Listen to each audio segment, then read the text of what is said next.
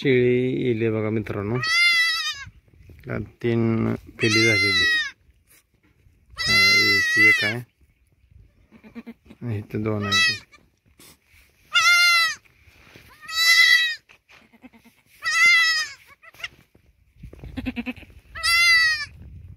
जन्मून 1च minute झाली बघा, आणि कासाकडे चाललेली. मी काय म्हणतोय, की कुठल्या विद्यापीठात ह्याला शिकवलं असेल?